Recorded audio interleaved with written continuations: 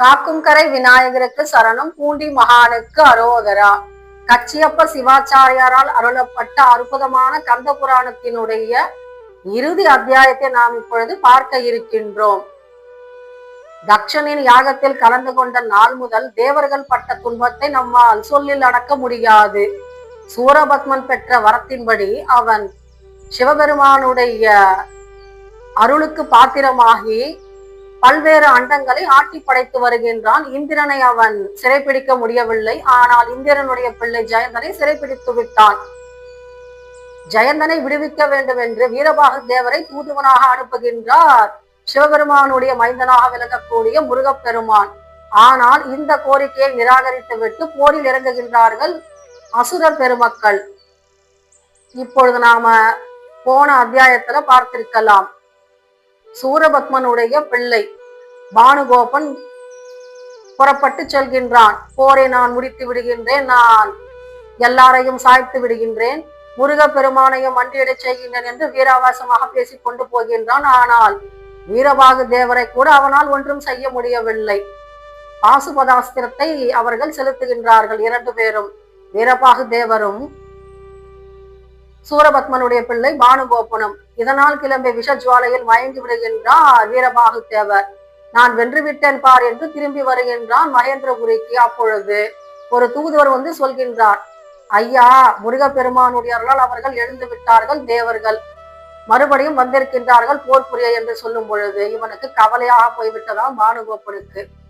ஏன்னா நாம என்னவோ பெரியசா தம்மட்டம் அடிச்சுக்கிட்டு புறப்பட்டு போனோம். ஆனால் மறுபடியும் அல்லவா எழுப்பி விடுகின்றார் முருகப்பெருமான், தூங்குபவர்களை தட்டி எழுப்புவது போல. இப்போது ஒன்றும் செய்ய முடிய காணும். பானுகோப்பன் அவன் என்ன பண்றான், தன்னுடைய பாட்டியான மாயை கூப்பிட்டு கேட்கும் பொழுது மோகனாஸ்திரத்தை கையில் கொடுக்கின்றாள் அந்த பாட்டி பெருமிதமாக. இதை நீ செலுத்துவாயாக பேரு, ஏன்னா பேரப்பிள்ளைக்கு அற்புதமான ஒரு அஸ்திரத்தை கொடுக்கின்றான் மாயை. இதை வைத்துக் கொண்டு வீரபாகு தேவரை கட்டி விடுகின்றான் பானுகோப்பன். ஆனா முருகப்பெருமானுடைய செவ்வேலுக்கு பதில் சொல்லியாக வேண்டும் அல்லவா? முருகப்பெருமான் வந்து காப்பாற்றி ஆக்கி விட்டார். இப்பொழுது என்ன செய்வது என்பது தெரியவில்லை. கிரண்யன் புறப்படுகின்றான். சூரபத்மனுடைய இன்னொரு பிள்ளை, ஏன்னா ஒரு பிள்ளை இறந்து விட்டாகிவிட்டது, வச்ரவாகு என்ற ஒரு பிள்ளை. அடுத்தது பானுகோப்பன் புறப்பட்டு போனான். ஆனால் அவனாலும் முடியவில்லை. இப்பொழுது இரண்யன் முன் வந்திருக்கின்றான். அவன் சொல்றான், அப்பா நான் போயிட்டு நொடி பொழுதில் அழுத்தி விட்டு வருகின்றான் என்று புறப்பட்டு போகின்றான். ஆனால் அவன் மீனாக உருமாறி கடலிலே ஒளிந்து கொண்டு விட்டான். தேவர்களின் தாக்குதலை சமாளிக்க முடியாமல் பல்வேறு அஸ்திரங்களையும் ஆயுதங்களையும் தொடுத்து பார்க்கின்றான். ஆனால் ஒன்றிலும் முன்னேற்றத்தை காணோம். ஏன்னா சூரர்களுக்கு அழிவு காலம் நெருங்கிவிட்டது, அசுரர்களுக்கு. இப்பொழுது பாருங்க, சூரபத்மனுடைய இன்னொரு பிள்ளை அக்னிமுகன், அவன் பத்ரகாளியினுடைய வரத்தை பெற்றவன். அவன் முன்னாடி போர் செஞ்சான்னாக்கா என்ன நடக்கும்னாக்கா, எதிராளியின் முன்னாடி பத்ரகாளி தோன்றி வீராவேசமாக போரிடுவாள். பத்ரகாளியை ஜெயித்து விட்டுதான் பிற்பாடு இந்த அக்னிமுகனையை நாம் சமாளிக்க முடியும். இப்ப என்ன பண்றான் பாருங்க, அக்னிமுகன் கிளம்பி போகின்றான் தந்தையிடம் ஆசீர்வாதம் வாங்கி கொண்டு. இப்போ வீரபாகு தேவருக்கும் அக்னிமுகனுக்கும் சண்டை. அக்னிமுகன் முதலில் போகவில்லை. ஆனால் பத்ரகாளி முன்னாடி வந்து நிற்கின்றால். தன்னுடைய சிங்க வாகனத்தின் மீது ஏறிக்கொண்டு பார்க்கின்றார் வீரபாகு தேவர். அம்மா, உங்களுக்கும் எனக்கும் எந்த விதமான சண்டையும் கிடையாது, எந்த விதமான தொடர்பும் கிடையாது. எங்களை வழிமறிக்காதீர்கள். தேவர்களை சிறைபிடித்து வைத்துள்ளார்கள், அவர்களை நாங்கள் மீட்க வேண்டும். இது முருகப்பெருமானுடைய கட்டளை, தாங்கள் தயவு செய்து விலகி இருங்கள் என்று சொன்னாலும் கேட்கவில்லை. அந்த அம்மா என்ன சொல்றாங்க பாருங்க, அதெல்லாம் எனக்கு தெரியாதப்பா, அக்னிமுகன் என்னுடைய பரம பக்தன், அவனை காப்பாற்ற வேண்டியது என்னுடைய பொறுப்பு என்று முன்னே வந்து நிற்கின்றாளாம் பத்ரகாளி. சொல்லி சொல்லி பார்க்கின்றார் வீரபாகு தேவர். ஆனால் சொல்லுவதை கேட்பதாக காணோம். பத்ரகாளியை மார்பிலே ஒரு அடி அடிக்கின்றார் வீரபாகு தேவர். அந்த அம்மா மூர்ச்சியாகி கீழே விழுந்து விடுகின்றார்கள். பின்பு புறப்பட்டு போய் விடுகின்றார்கள் கை தொழுது. ஏன்னா வடிவேலன் என்ற ஒரு அற்புதமான மைந்தன் இருக்கின்றான் அல்லவா, அவனுடைய படைகளிடம் நம்முடைய ஆணை செல்லுபடியாகாது என்ற உண்மையை உணர்ந்து கொண்டு அந்த அம்மா தன்னுடைய இருப்பிடத்திற்கு திரும்பி விடுகின்றார்கள். இப்ப பாருங்க, யாரை நம்பியும் பயன் கிடையாது. ஏன்னா பத்ரகாளி புறப்பட்டு போன பிற்பாடு அக்னிமுகனை வீழ்த்தி விடுகின்றார் வீரபாகு தேவர். ஒரே வெற்றி, பெருமிதம், ஆரவாரம், கொண்டாட்டம், குதூகலம் எல்லாம் தேவர்களுக்கு. சூரபத்மனுக்கு சொல்லனாத கவலையும் துயரமும் போய் அப்படி ஆகிவிட்டது மனது. என்னன்னா, இரண்யன் மீனாகி கடலிலே ஒளிந்து கொண்டு விட்டார். அக்னிமுகன் இறந்து விட்டான் வீரபாகு தேவரினால். பிள்ளைகள் எல்லோரும் அடிந்து விட்டார்கள். இப்பொழுது தன்னுடைய ஒரே தம்பியான சிங்கமுகாசுரனை கூப்பிட்டு சொல்கின்றானாம், அப்பா நீ போய் அந்த பொடியினை என்னவென்று கேட்டு விட்டு வா என்று. சிங்கமுகாசுரன் புறப்படுகின்றான். என்ன விசேஷம்னா, அவனுக்கு 1000 சிங்கத்தலைகள். நீங்க ஒரு சிங்கத்தலையை வெட்டினா கூட மறுபடியும் முளைத்து கொண்டே இருக்கும். அவனை வெல்லவே முடியாது. இப்படிப்பட்ட ஒரு அற்புதமான வரத்தை வாங்கி இருக்கின்றான் சிவபெருமானிடமிருந்து. அவன் முன்னாடி வந்து நிற்கிறான். இப்போ முருகப்பெருமானுடைய முன்னாடி வந்து முருகப்பெருமான் பார்க்கிறாரு. ஒவ்வொரு தலையாக வெட்டி வீழ்த்துகின்றார். ஆனா எந்த தலையை வெட்டினாலும், எந்த பக்கம் இருந்து வெட்டினாலும் மறுபடியும் முளைத்து கொண்டே இருக்கின்றது. வடிவேலன் சொல்லிவிடுகின்றார். தன்னுடைய இறை ஆணையை அங்கே செலுத்துகின்றார், மறுபடியும் முளைக்க வேண்டாம் என்று. இப்பொழுது 999 தலைகளை வெட்டி வீழ்த்தி விட்டார் முருகப்பெருமான். இன்னும் ஒரே ஒரு தலையை வச்சுக்கிட்டு போராடிக்கிட்டு இருக்கான் சிங்கமுகாசுரன். அந்த தலையும் வெட்டி விட்ட பிற்பாடு தேவர்கள் அங்கே ஆர்ப்பரிக்கின்றார்கள். வெற்றி நம் வசமானது அல்லவா? அதனால இப்பொழுது பார்க்கிறான் சூரபத்மன். ஏன்னா ஒரு தம்பி ஏற்கனவே இறந்தாகிவிட்டது, தாரகாசுரன். யானை முகம் கொண்ட தம்பி. அந்த பிள்ளையும் போய்விட்டானா இப்பொழுது யமனின் வாயிலுக்கு. அடுத்தது இன்னொரு தம்பி சிங்கமுகாசுரன், 1000 சிங்கத்தலைகளை கொண்ட அற்புதமான வீரன். அவனும் இப்பொழுது புறப்பட்டு போயாகிவிட்டது யமனுலகத்திற்கு. எஞ்சி இருப்பது சூரபத்மன் மட்டுமே. அவன் வந்து நிற்கின்றானாம் களத்திலே. எத்தனை கோபம் பாருங்கள்! என்னுடைய தம்பிகளை வீழ்த்தி விட்டாய், என்னுடைய பிள்ளைகளையும் வீழ்த்தி விட்டாய், இப்போது நீ வந்து நிற்கின்றாயா எதிரே என்று கோபாவேசத்தோடு புறப்படுகின்றானாம். பெரும் யுத்தம் மூண்டது முருகப்பெருமானுக்கும் சூரபத்மனுக்கும். முருகப்பெருமான் பார்க்கின்றார். தன்னிடம் இருக்கின்ற அத்தனை அஸ்திரங்களையும் ஆயுதங்களையும் பிரயோகிக்கின்றார்.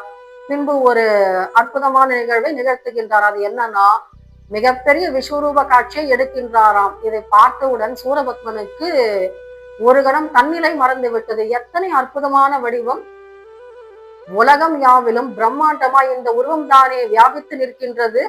இதை பார்த்தவன் அவனுடைய அஞ்சான கண்கள் மூடிவிட்டன, ஞான கண்கள் திறந்து விட்டன. ஏன்னா முருகப்பெருமானுடைய தரிசனம் கிடைத்தால், அது கிட்டினால் யாருக்கு தான் ஞானம் கிட்டாது? ஞான பழம் அல்லவா முருகப்பெருமான்.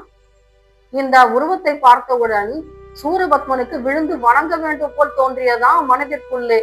சாஷ்டாகமாக காலிலே விழுந்து முருகா சரணம் என்று சொல்ல வேண்டும் என்ற ஆவல் அவனுடைய மனதிற்குள்ளே விழுந்து விட்டது. ஆனா ஒரு கணம் தான் இப்படி, மறுகணம் சுதாரிச்சுக்கிறான். என்ன இருந்தாலும் பொடிப்பயல் அல்லவா, இவனிடமா நாம் காலில் விழுவது என்ற எண்ணம் மேலோங்கி விட்டது. இது அசுர குணம்.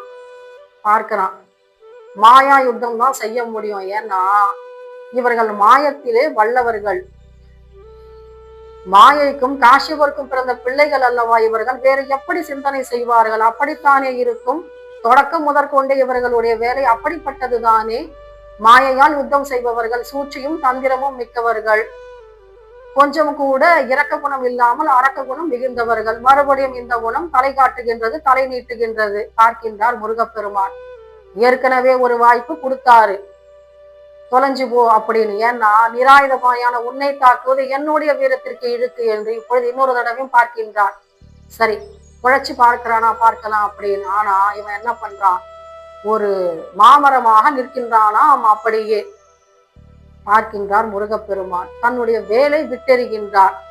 விட்ட உடனே பாருங்க, நெருப்பை கக்கி கொண்டு புறப்படுகின்றது வடிவேலனுடைய வடிவேல்.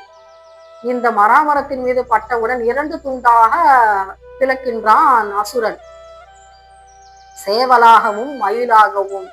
சேவலை என்ன பண்றாரு பாருங்க முருகப்பெருமான், தன்னுடைய கொடியினுடைய அம்சமாக பயன்படுத்துகின்றார். ஏன்னா அவரு 2 பிரிவாக பிரிந்தான் அல்லவா சூரபத்மன். ஒன்று சேவலாக சேவர் கொடியோன் என்று பெயரை பெற்று விடுகின்றார் முருகப்பெருமான்.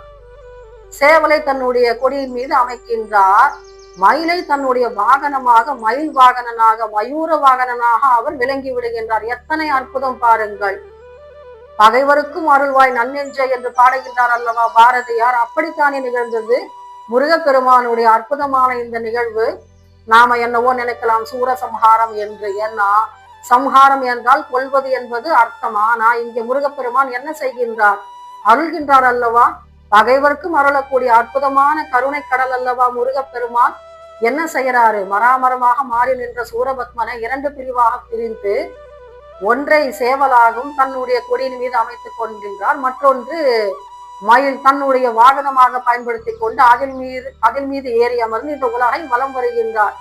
எத்தனை அற்புதம் பாருங்கள். ஆனால் சூரபத்மன் விழுந்து விட்டான், அவன் வீழ்த்தப்பட்டு விட்டான் முருகப்பெருமாள் என்ற செய்தி அறிந்தவுடன் என்ன பண்றாங்க? பதும கோபலை தீயில் விழுந்து மாண்டு விடுகின்றாலாம். அவனுடைய 3000 மனைவியர்களும் தீயில் விழுந்து இறக்கின்றார்களாம்.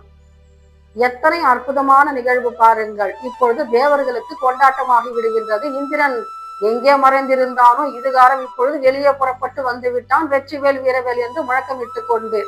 வெற்றி எப்படி சாத்தியமானது? முருகப்பெருமானால் அல்லவா. அத்தனை பேரும் முருகப்பெருமானுடைய காலடியில் விழுந்து வணங்குகின்றார்களாம். இந்திரனுடைய பிள்ளை ஜெயந்தனை சிறையிலிருந்து விடுவித்து விட்டார் வீரபாகு தேவர் முருகப்பெருமானின் துணை கொண்டு. இப்பொழுது இந்திரனுக்கு சொல்லனாத பெருமிதமும் சந்தோஷமும் மகிழ்ச்சியும் ஆரவாரமும். இப்பொழுது அவன் அமராவதி பட்டினத்திலே மறுபடியும் தன்னுடைய ராஜ்யத்தை ஸ்தாபிக்கின்றான். இந்திராணியும் வந்து விட்டார்.